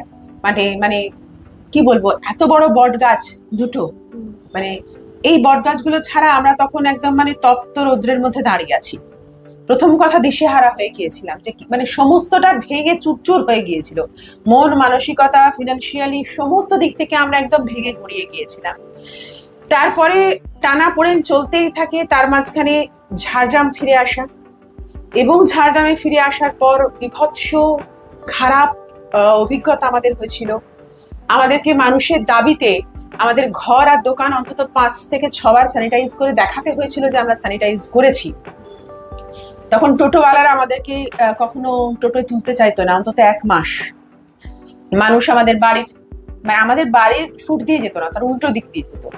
বাবার কাজের দিন পাশের বাড়িতে কলা পাতা চাইতে যাওয়া হয়েছিল, কিন্তু সে কলা পাতাও ফিরিয়ে দিয়েছে, কলা পাতা দেবে না। মানে এত রকমের অভিজ্ঞতা না, এগুলো, এই তিক্ত অভিজ্ঞতাগুলো আর মনে করতে চাই না। সে সময় আমাদের ওষুধ দোকান বন্ধ ছিল 1 মাস। ওষুধ দোকান যেভাবে মানে কি বলবো, এর মেরুদণ্ডটা যেভাবে ধ্বংস হয়েছিল, ইন্দ্রনীল হাল ধরে, কিন্তু কেউই আসতো না তখন। এবং সাথীস কিচেন সম্পূর্ণভাবে বিধ্বস্ত, ধূলিসাৎ হয়ে যায়। প্রায় 2 মাস সাথীস কিচেনে কেউ পা রাখেনি।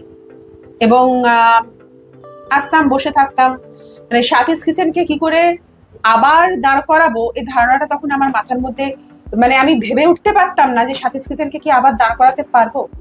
কিন্তু সময়ের সঙ্গে সঙ্গে আস্তে আস্তে লড়াই করতে করতে, সমস্ত তিক্ততা নিয়েও, বারবার প্রমাণ দিয়েও, বহু মানুষ যেরকম অসহযোগিতা করেছেন, ঝাড়গ্রামের বহু মানুষ দুহাত বাড়িয়ে সাহায্য করেছেন, যারা ওয়েলভিশার, যারা প্রচুর সাহায্য করেছেন সেই সময়, মানে সেসব মানুষগুলোর কৃতজ্ঞতা কখনো ভুলবো না। কলকাতাতে যেরকম সাহায্য পেয়েছি, ঝাড়গ্রামেও পেয়েছি, অসহযোগিতাও পেয়েছি, আবার প্রবল সাহায্যও পেয়েছি।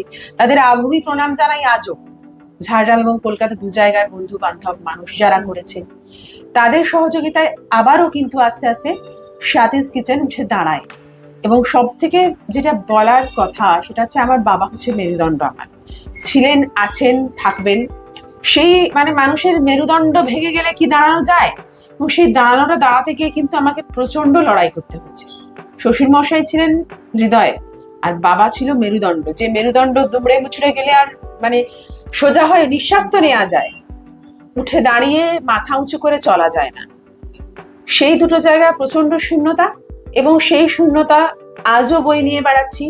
সেই শূন্যতা এখানে আমার আউটলেটে দেখবে 2 বাবার ছবি সবসময় সব জায়গায় আছে। তাদের আশীর্বাদ আছে বা ছিল বলেই হয়তো সেই সময়টাকে আমরা ওভারকাম করতে পেরেছিলাম। বাড়ি, দোকান, বাবা, মা, মানে বাবাদের হারিয়েছি, মায়েরা তখন বিধ্বস্ত, একেবারে বিধ্বস্ত। এবং ইন্দ্রনীলের মাথায় তখন আমরা শুধুমাত্র মহিলারা, মানে আমার শাশুড়ি মা, মাসি, আমার মা এবং আমি, কি করে আমরা যে ওভারকাম করব। এবং সেই ফিনান্সিয়াল যে লস আমাদের হয়েছিল, এটা ওভারকাম করতে বহু সময় লেগেছিল। শুধু সেটা নয়, শারীরিক, মানসিক সব দিক থেকে পঙ্গু হয়ে গেছিলাম। এবং এইটা শিখেছিলাম যে সময় বন্ধুকে, পাশের জনকে চিনিয়ে দেয়, কে আত্মীয়, কে অনাত্মীয়। যারা আত্মীয় নয় তারা তখন পরম আত্মীয় হয়ে উঠেছিল। বহু আত্মীয় বহু সাহায্য করেছেন, সব রকম অভিজ্ঞতাই হয়েছে। কিন্তু এটা বুঝেছি, কে বন্ধু আর কে বন্ধু নয়, এটা খারাপ সময় চিনিয়ে দেয়। এবং খারাপ সময়ের লড়াইটা নিজেকেই লড়তে হয়, এবং উঠে মানে নড়বড় করতে করতে উঠে দাঁড়াতে হয় নিজেকে। এটুকুই বলবো যে জীবনে যতই খারাপ সময় আসুক, রাজাবিনে যে রাজ্য আটকায় না, কিন্তু সেই না আটকানোর পথটাকে মসৃণ করতে কিন্তু লড়াই করতে হয়। তবে এটা আমি বলতে চাইবো যে এই লড়াই থেকে কখনো পিছু হটা উচিত নয়। যতই খারাপ পরিস্থিতি আসুক, আমরা কিন্তু ঠিক জিততে পারবো, লড়াই করে বেরিয়ে আসতে পারবো। এই লড়াই করাটা, জীবনের সঙ্গে লড়াই করাটা শিখেছি। তুমি নিজে যেরকম কেক বানাও, সেরকম তুমি সবসময় চাও মেয়েরাও যাতে এই কাজে এগিয়ে আসে এবং তাদেরকে তুমি কেক বানানো শেখাও। তো তুমি কি শুধুমাত্র ঝাড়গ্রামে শেখাও নাকি ঝাড়গ্রামের বাইরে, বা তোমার কাছে যদি কেউ শিখতে চায় কিভাবে যোগাযোগ করবে? হ্যাঁ, ঝাড়গ্রামে তো বটেই, ঝাড়গ্রামটা বেস করে শেখাই। কলকাতাতেও কিন্তু প্রচুর ক্লাসেস হয়। আমার কাছে বেসিক লেভেলের ক্লাস রয়েছে, সেমি অ্যাডভান্স, অ্যাডভান্স, সমস্ত রকমের ক্লাস রয়েছে। এবং আমার কোর্সগুলো সেইভাবেই ডিজাইন করা। ঝাড়গ্রাম তো বটেই, ঝাড়গ্রাম, কলকাতা, মেদিনীপুর, খড়গপুর, যে কোনো জায়গার মানুষ এসে করতে পারেন। সব থেকে বড় ব্যাপার এখন যে ইন্টারনেটের যে যুগ, তাতে কিন্তু অনলাইন এবং অফলাইন 2 রকম ক্লাসই আমি করি। মানে যারা আমার কাছে এসে পৌঁছতে পারছেন না, তারা কিন্তু অনলাইন ক্লাস করতে পারেন। এবং অনলাইন ক্লাস করেও তাদের কোনো অসুবিধে হবে না, তার কারণ ইলাবোরেটলি ক্লাসটা হয়। যখন আমি অফলাইন করছি সেই টাইমেই অনলাইন ক্লাসটা হয়, এবং ক্লাসে ভিডিওগুলো রেকর্ড করা হয়, কথা রেকর্ড করা হয়, এবং সেগুলো কিন্তু পাঠিয়ে দেওয়া হয়। এবং আমি এই সুবিধাটা সবাইকে দিই যে ধরো আমার কাছে একটা ক্লাস করলো, সেই সংক্রান্ত যাবতীয় প্রশ্ন, যাবতীয় অসুবিধা আমি সারা জীবন তাদেরকে, সেই সংক্রান্ত কোনো কিছু সমস্যা হলে তাদেরকে হেল্প করব।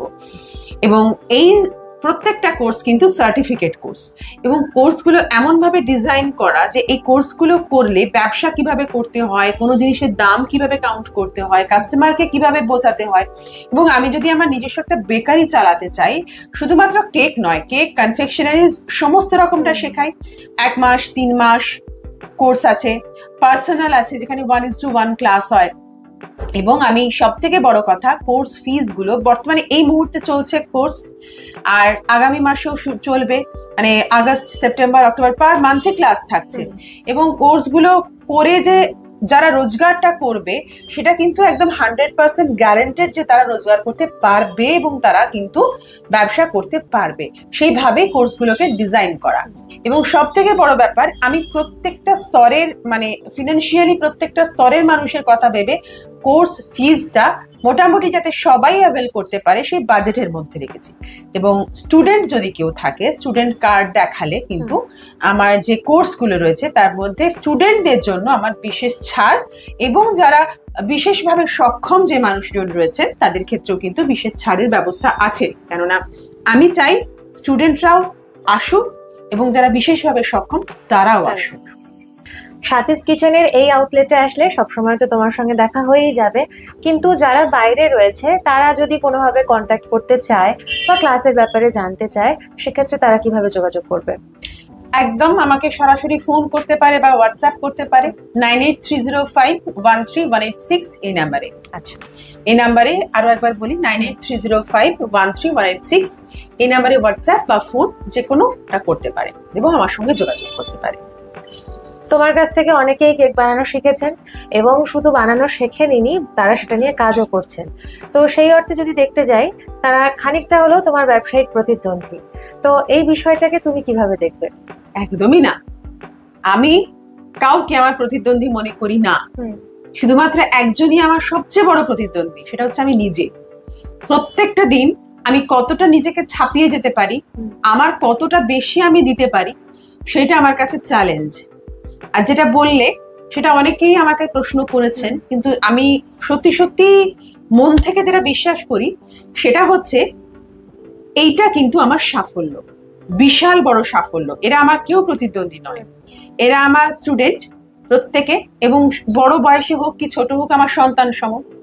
আমি তাদেরকে শেখাচ্ছি এবং আমি মনে করি এটা আমার সাফল্য। কেন? তারা এই যে সফল ব্যবসায়ী হতে পেরেছে, ঝাড়গ্রাম, কলকাতা, খড়গপুর, মানে মেদিনীপুর, বিনপুর থেকে শুরু করে শিলদা, বেলপাহাড়ি থেকে শুরু করে সব জায়গায় ছড়িয়ে আছে এবং প্রত্যেকে সাকসেসফুলি কাজ করছেন। ঝাড়গ্রামে তো অনেকে আছেন যারা এখন রীতিমতো দোকান করে ব্যবসা করছেন। আমি মনে করি আমি পেরেছি বলেই তারা আজকে ব্যবসা করতে পারছেন, এবং এটা আমার পাওনা যে ঝাড়গ্রাম সহ বিভিন্ন জায়গায় যারা ব্যবসা করছে, তারা উড়িষ্যাতেও রয়েছে, তারা ব্যবসা করছে এবং লোকে তাদের থেকে কিনছে, তার মানে তারা দুর্দান্ত কিছু বানাচ্ছে, অ্যাপ্রিসিয়েট করছে। সেই বানানোর জন্য কোথাও কিন্তু আমি দায়ী। এইটা আমার কাছে সব থেকে বড় পাওনা। এই জন্য তারা সব সময় আমার কাছে ভীষণ আদরের, এবং আমি চাই তারা আরো আরো অর্ডার পাক। এটাও আমি মনে করি যে ধরো কোনো স্টুডেন্ট যখন আমার জায়গায় পৌঁছবে, আমি তাদের থেকে আরো 10 কদম এগিয়ে যাবো। শেখার তো কোনো শেষ নেই, এবং আমরা ক্রমাগত আরো উন্নতির দিকে এগিয়ে যাই। তাই একদম। জাতীয় এবং আন্তর্জাতিক স্তরে একাধিক প্রতিযোগিতায় তুমি অংশগ্রহণ করেছো, সেই প্রতিযোগিতার অভিজ্ঞতাগুলো যদি একটু ভাগ করে নাও। অবশ্যই অভিজ্ঞতাগুলো ভাগ করতে চাইবো, কেননা এগুলো প্রাপ্তি অপ্রাপ্তি সবটা মিলিয়ে রয়েছে। তার মধ্যে প্রাপ্তির ঝুলিটাই বেশি, অপ্রাপ্তিটা কম। প্রথমত বলবো যে বিভিন্ন টিভি শো গুলোতে গেছি কম্পিটিশন করতে, বা বিভিন্ন জায়গা থেকে ডেকে পাঠিয়েছেন, জি বাংলা, আকাশ বাংলা, স্টার জলসা, বিভিন্ন জায়গা থেকে কিন্তু গেছি এবং রিপিটেডলি গেছি, 2-3বার করে গিয়েছি, দিদি নাম্বার 1-এ গিয়েছি, এবং সেখানে প্রাপ্তির ঝুলিটা কিন্তু বিশাল। এখান থেকে কয়েকটা অভিজ্ঞতার কথা বলবো। যেরকম জি বাংলায় আমি 3বার গেছি। লাস্ট বারে সুদীপা রান্নাঘর যেটা তখন হতো, সেটা লাস্ট এপিসোড ছিল। সেই লাস্ট এপিসোডে আমাকে বলা হয়েছিল যে আমাকে একটা নলেন গুড়ের কেক বানাতে হবে। এবারে সেদিনকে তখন রাত্রিবেলা 11:30-12টা বেজে গেছে, তখনও শুট চলছে। এবার আমাকে বলেছেন যে তাড়াতাড়ি ফিনিশ করতে হবে। এবারে দেখছি ওরা প্রচন্ড টেনশনে আছে, আমাকে বলছে যে আপনি যেমন পারবেন করে দিন, আপনাকে এত ভালো করে কিছু করতে হবে না, আপনি এইটুকু সময় মধ্যে 2 মিনিটের মধ্যে আমাদের শেষ করতেই হবে, কি করে আপনি পারবেন? আমাকে 1 মিনিট টাইম দিন, আমি করে দেব। এবং 1 মিনিট টাইমে করে দেবার পর ওরা মানে যে একটা হো করে যেটা আওয়াজ করেছিল এবং হাততালি দিয়েছিল, এটা আমার সেরা প্রাপ্তি। মানে ওনারা যারা অত বড় বড় ক্যামেরাম্যান যারা রয়েছেন, তারা এত বছর ধরে তো বহু শুট করছেন, তাদের বক্তব্য ছিল যে নার্ভের চাপটা সহ্য করা খুব মুশকিল হয়, এত আলো, এত ক্যামেরা, এত কিছু নিয়ে বহু মানুষ এ সময় কমপ্লিট করতে পারে না, কিন্তু আপনাকে দেখলাম আপনি টার্ন টেবিলটা একবার ঘোরালেন, আপনার কেক কমপ্লিট হয়ে গেল। এটা কি করে সম্ভব হলো? মানে এটা আমার কাছে ভীষণ আনন্দ হয়েছিল, কারণ এই মাপের মানুষজন যারা রয়েছেন তারা আমাকে বলছেন, এবং এগুলোতে প্রত্যেকটাতে প্রচুর প্রাইজ পেয়েছি, মানে একদম গাড়ি ভরে ভরে প্রাইজ এনেছি। দিদি নাম্বার ওয়ানের দুঃখজনক ঘটনা যে কোনো কারণে হোক, সে আর না বলাই ভালো। ফার্স্ট পজিশন না পেলেও ফার্স্ট রানার আপ হই, এবং দেখা যায় যখন না জিএসটিটা পেমেন্ট করতে হতো, তো যা জিনিস আমি চুজ করব তার এগেনস্টে একটা জিনিস পেমেন্ট করতে হতো, পরবর্তীকালে ওটা আবার আমরা ফেরত পেতাম টাকাটা।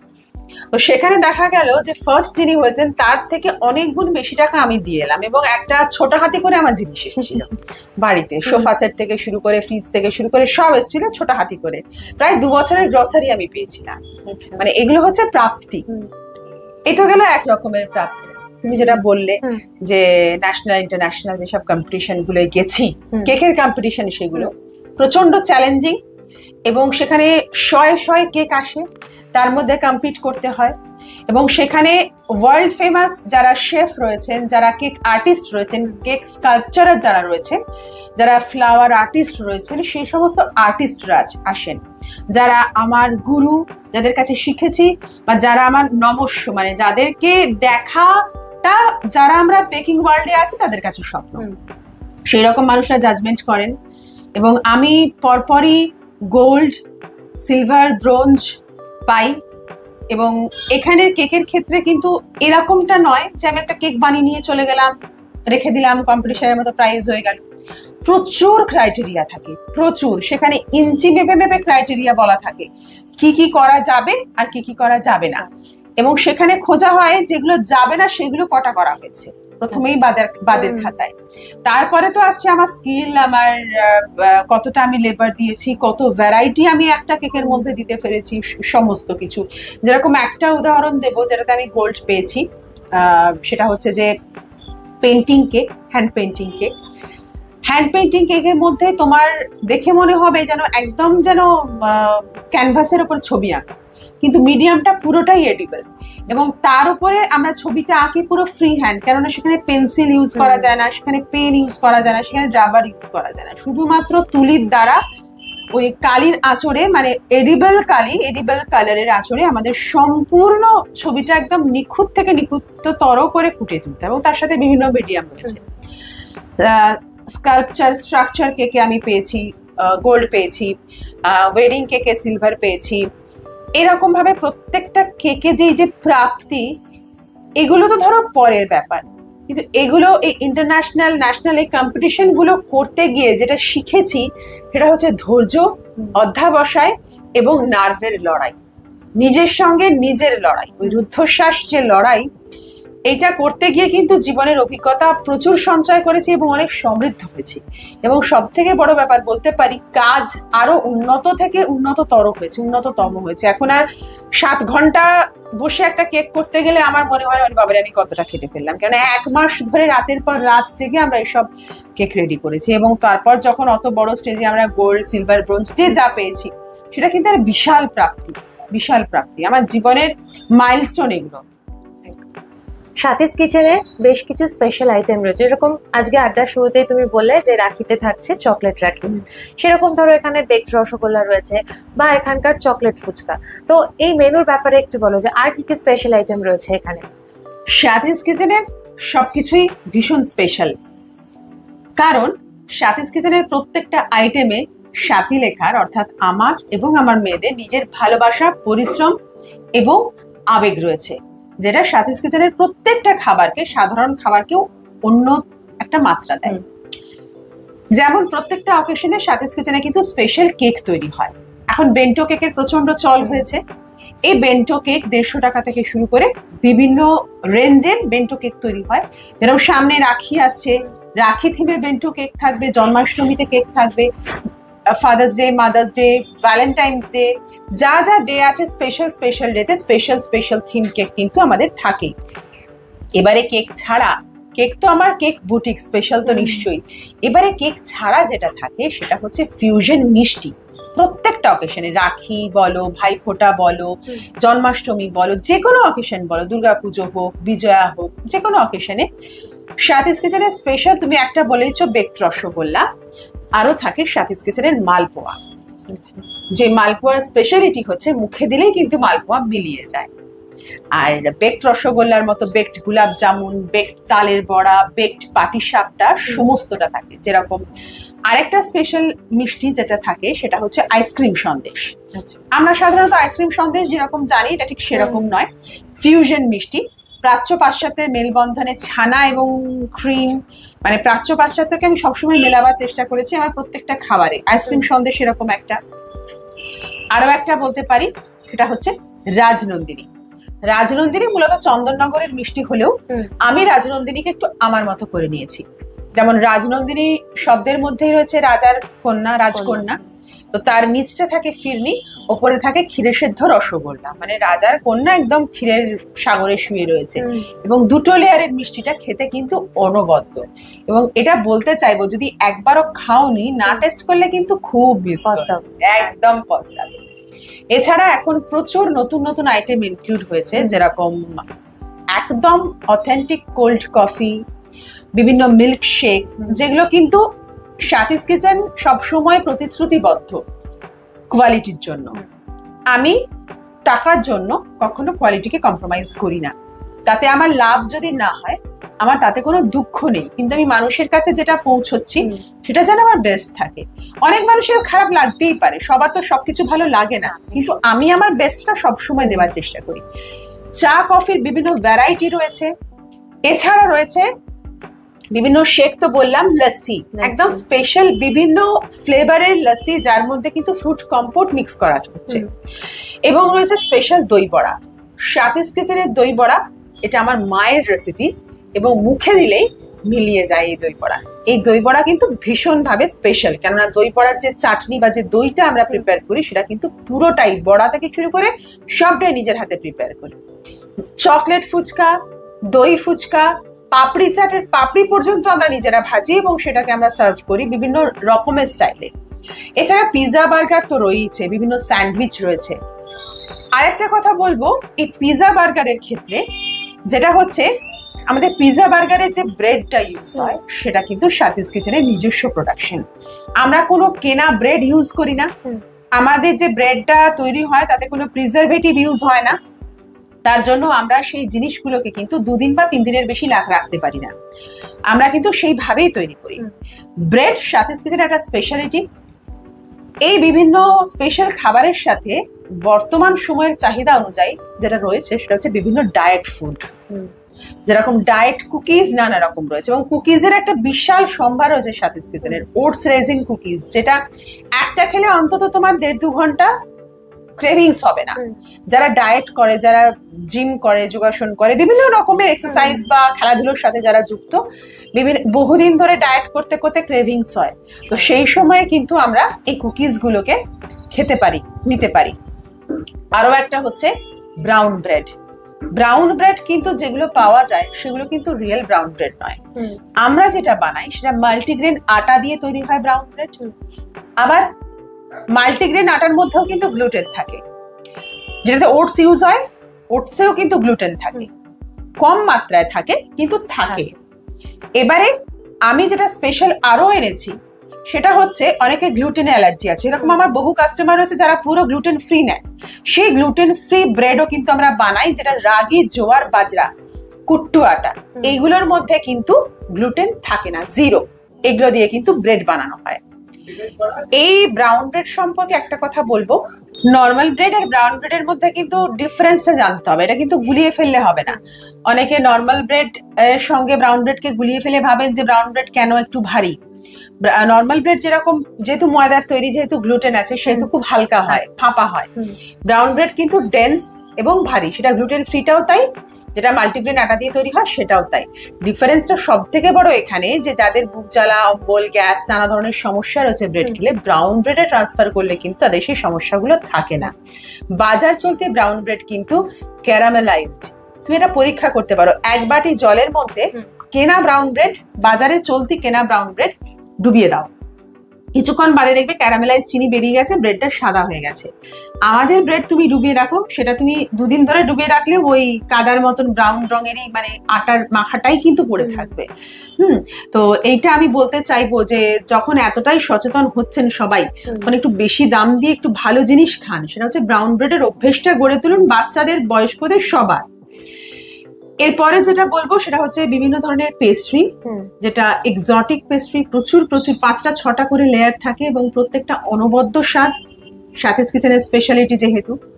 এবং সাথীস কিচেনে অনেকেই যেটা জানেন না, বিভিন্ন কম্বো প্যাক তৈরি হয়, যেরকম ভাইফোঁটা, রাখি, এগুলোতে আমরা একটা বক্সের মধ্যে পিৎজা, বার্গার, বিভিন্ন মিষ্টি বা পেস্ট্রি, এই সমস্ত কিছু সাজিয়ে কিন্তু কম্বো প্যাক তৈরি করি, যেটা ভাইয়ের হাতে তুলে দিতে খুব সুবিধে এবং সেটা খেতেও অনবদ্য। এছাড়া আরো স্পেশাল থাকে, যেরকম মটরশুটির কচুরি, যেটা ভাইফোঁটার সময় আমরা করি ভীষণ ভাবে। এছাড়া কিন্তু ফ্রাইড রাইস, চিলি চিকেনের কম্বো প্যাক বা আলাদা আলাদা বিরিয়ানি, ইলিশের বিরিয়ানি, মাটন বিরিয়ানি, চিকেন বিরিয়ানি, এগুলো কিন্তু সাথীস কিচেনের স্পেশালিটি। অবশ্যই কথা বলবো, বিরিয়ানির দাম আমার কাছে একটু বেশি, কেননা সবটাই স্পেশাল এবং অথেন্টিক জিনিস দিয়ে করা। আমার ওই কাজ চালানো গোছের জিনিস আমার পছন্দ নয় এবং আমি করিও না। তুমি যেরকম পারফেক্ট একদম, সেই রকম একদম পারফেক্টলি আমার সেই জিনিসটা কিন্তু করা চাই। বিভিন্ন ধরনের খাবারের অর্ডার, মোটামুটি 50, 60, 70 জনের অর্ডারও কিন্তু আমরা নিই। সাথীস কিচেন নামটাই ওই জন্য, যাতে সমস্তটাকে এটা রিপ্রেজেন্ট করতে পারে। এছাড়া র্যাপস অ্যান্ড রোল, বিভিন্ন ধরনের র্যাপস অ্যান্ড রোল, পুজোর সময় কিন্তু রোলগুলো চালু হয়ে যাবে। কাঠি রোল থেকে শুরু করে তন্দুরি চিকেন দিয়ে রোল থেকে শুরু করে বিভিন্ন ধরনের রোল কিন্তু সব অ্যাভেলেবেল হয়ে যাবে এবং প্রত্যেকটা কিন্তু স্বাদ, স্বাস্থ্য, গন্ধ, সৌন্দর্য প্রত্যেকটাই নিক্তির ওজনে যদি মাপো, আমার দিক থেকে আমি পারফেক্টটা দেওয়ার চেষ্টা করবো। সাথীস কিচেনের ভ্যারাইটি নিয়ে বলতে গেলে তো অনেক কিছু বলা যায়, কিন্তু স্পেশালি হচ্ছে এগুলো। আরো একটা স্পেশাল হচ্ছে তালের বড়া, তালের ক্ষীর, এগুলো কিন্তু জন্মাষ্টমীর সময়, মানে একটা মজার ঘটনার কথা বলবো। এর আগের বছর না, তার আগের বছর একজন বয়স্ক ভদ্রলোক এসে বলছেন যে তোমরা তালের বড়া করনি। আমি সে বছর তালের বড়া করিনি। আমি বললাম যে না, তালের বড়া তো করিনি।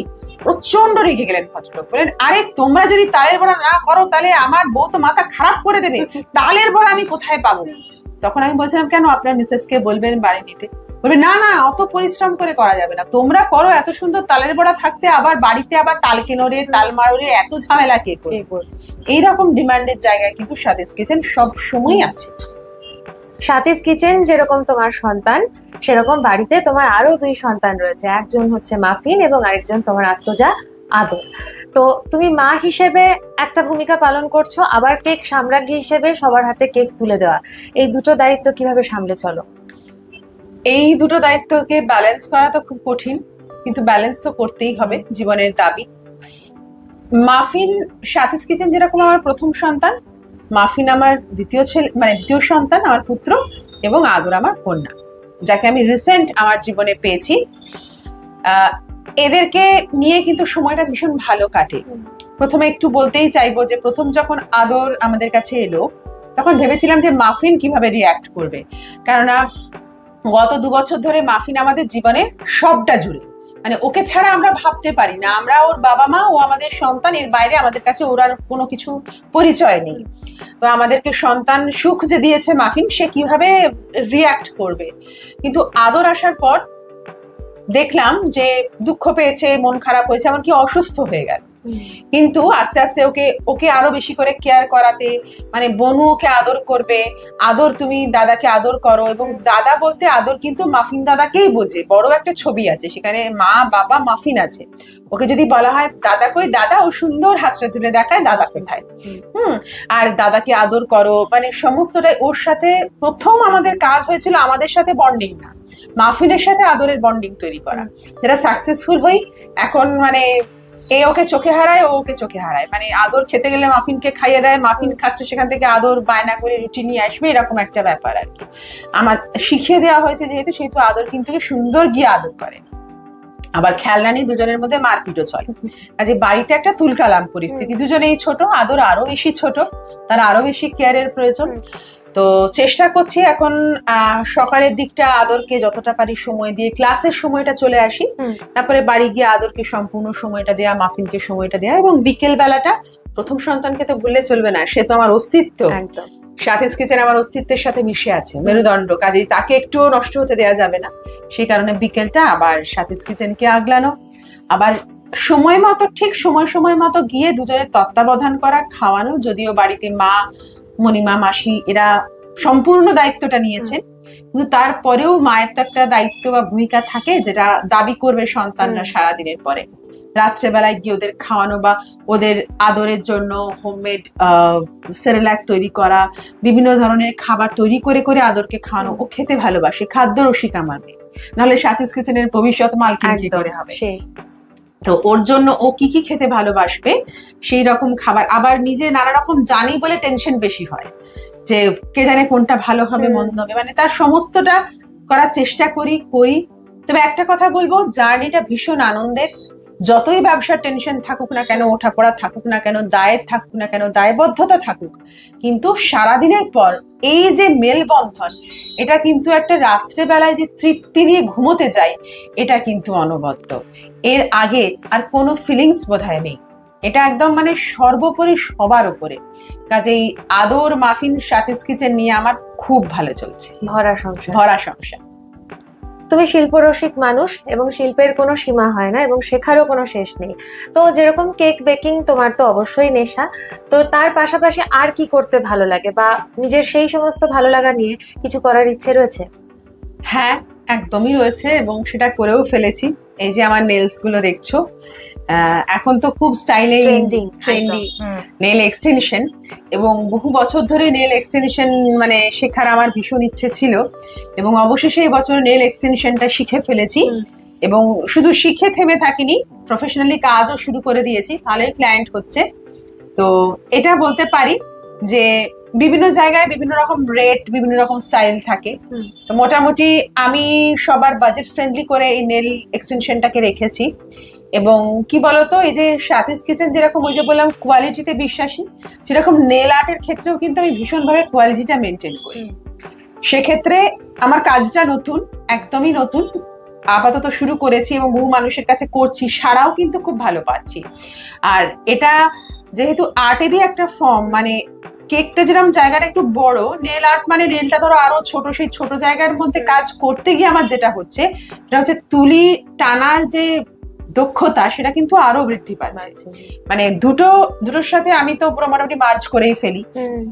আর নেল আর্টটা কিন্তু আমার ভীষণ ভালো লাগার জায়গা, এবং আমি আমার হাতে মাঝে মাঝেই করি, ক্লায়েন্টদের হাতেও করি। এবং যখন নতুন প্রোডাক্ট আসে বা নতুন কোনো কালার নিই বা নতুন কোনো স্টাইল মনে হয় যেটা আমি একটু করতে চাইবো কোনো ক্লায়েন্টের হাতে, সেটা কিন্তু আমি নিজের হাতে করে দেখি। যেরকম এবার এটা করে দেখেছি, ফ্রেঞ্চ টিপ এটা, এবং তারপরে একটুখানি স্টোন লাগিয়েছি, যেটা ওয়েডিং বা কোনো ধরো অ্যানিভার্সারি বা এসবের জন্য কিন্তু ভীষণভাবে ভালো যায়। এবং একটা কথা বলবো, নেল আর্ট সম্পর্কে অনেক কিন্তু ধারণা রয়েছে মানুষের মধ্যে, সেসবগুলো যদিও সম্পূর্ণটা ঠিক নয়। ভালো জায়গায় ঠিক করে যদি নেল আর্ট করা যায় তাহলে কিন্তু নখের কোনো ক্ষতি হয় না। আমরা তো সবার আগে ভাবি কোনো একটা শরীরে কিছু করতে গেলে ক্ষতি হবে কিনা, একটু হয়তো তোলার সময় নেলটা একটুখানি রাফ হয়, কিন্তু তার জন্য আমরা ট্রিটমেন্টটা দিয়েই সেটাকে তুলি।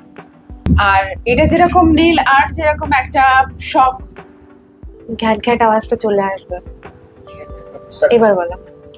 নেল আর্ট যেরকম একটা শখ বললাম, এটা তো অত্যাধুনিক শখ বর্তমানে হালে, কিন্তু যেটা আমার প্রথম প্রেম, তার কথা যদি না বলি তাহলে কিন্তু ভীষণ অন্যায় করা হবে। আমার প্রথম প্রেম কিন্তু কবিতা, আবৃত্তি। আমি ক্লাস 11-12 থেকে শিখেছি, মাঝখানে বেশ কিছুদিন ছাড়া হলেও আবার কিন্তু তার কন্টিনিউয়েশন চলেছে। এবং এখনো আবৃত্তি প্রফেশনালিও করি, এবং সঞ্চালনা, যারা এখন প্রফেশনালি কাজ করছি বিভিন্ন জায়গায় সঞ্চালনা, এই দুটো কিন্তু আবার নিজের চেষ্টায় ফিরিয়ে এনেছি আমার জীবনে। কেননা প্রথম প্রেমকে কি কখনো আমরা হারাতে পারি বা ভুলতে পারি? বই, কবিতা, সঞ্চালনা, এগুলো কিন্তু আমার প্রথম ভালোবাসার মধ্যে একদম অন্যতম। এগুলো ছাড়া, সাথীস কিচেন ছাড়া যেরকম বা সাথীস নেল আর্ট ছাড়া যেরকম এখন আমি অসম্পূর্ণ, তেমনি এগুলো ছাড়া গোটা সাথী লেখাটাই অসম্পূর্ণ। কবিতা ছাড়া স্পেশালি গোটা সাথী লেখাই অসম্পূর্ণ। সাথীস কিচেন এবং সাথী লেখাকে আগামী কয়েক বছরে কোথায় দেখতে চাও? সাফল্য তো আমরা সবাই চাই, তবে আমার সাফল্য চাওয়াটা একটু অন্যরকম। আমার সাফল্য চাওয়ার মধ্যে সব থেকে বেশি হচ্ছে আমার ক্লাসগুলো ছেলেরা মেয়েরা করুক এবং তারা নিজেরা নিজেদের ব্যবসাকে প্রতিষ্ঠা করুক, তারা নিজেরা মেয়েরা নিজেদের পায়ে দাঁড়াক। যারা পিছিয়ে পড়া জনগোষ্ঠীর যেসব মানুষ রয়েছেন, যারা মানে বিশেষভাবে সক্ষম মানুষ রয়েছেন, এবং এই প্রসঙ্গে আমি বলবো আমার কাছে একটি মেয়ে এসেছিল, সে বিশেষভাবে সক্ষম, মানে তার মুক ও বধির সে, কিন্তু তাকে শেখাতে গিয়ে আমার মানে সাধারণ মানুষকে শেখাতে গিয়ে যে অসুবিধার সম্মুখীন হতে হয়, তাকে শেখাতে গিয়ে কিন্তু আমার কোনো অসুবিধে হয়নি। এতটাই সে পটু এবং দক্ষ কথা বোঝার ক্ষেত্রে। হ্যাঁ, মানে আমি চাই এই মানুষগুলো জীবনে সাফল্য পাক। সাথীস কিচেন তখনই সফল যদি সাথীস কিচেনের হাত ধরে মেয়েরা, মানে আধুনিক মেয়েরাই হোক কিংবা পিছিয়ে পড়া জনগোষ্ঠী হোক, তারা যদি সাফল্য জীবনে পেতে পারে। সাথীস কিচেনের সাফল্য কিন্তু এইখানে।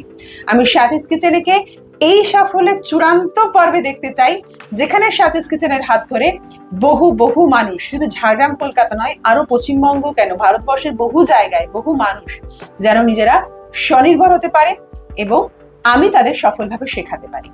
এটাই আমার চাওয়া। তোমার স্বপ্ন বাস্তব হোক, তুমি এভাবে এগিয়ে চলো অনেকের অনুপ্রেরণা হয়ে। তোমার সার্বিক সাফল্য আমরা কামনা করি।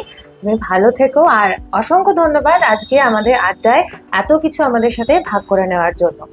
রান্না সেটা কিন্তু শুধুমাত্র শিল্প নয়, তার সঙ্গে অনেকটা ভালোবাসা এবং একটা অবিরাম পরিশ্রম লুকিয়ে রয়েছে। এবং সাথী লেখাদি, যিনি নিজে একজন সফল ব্যবসায়ী, তিনি একজন মা এবং সর্বোপরি তিনি একজন শিল্পী। নিজের সৃষ্টিকে তিনি শুধুমাত্র নিজের কাজে লাগাননি, লাগিয়েছেন তার অন্যান্য মেয়েদের জন্য, যাতে তারাও স্বনির্ভর হতে পারে, তারাও এগিয়ে আসতে পারে। এই গল্প আমাদের শেখায় জীবনে না থেমে সবসময় এগিয়ে যাওয়ার জন্য, লড়াই করার জন্য। ফিরে আসবো অরণ্য শহরে আড্ডার পরবর্তী পর্ব নিয়ে। আপনারা সঙ্গে থাকুন, দেখতে থাকুন, শুনতে থাকুন অরণ্য শহরে আড্ডা। নমস্কার।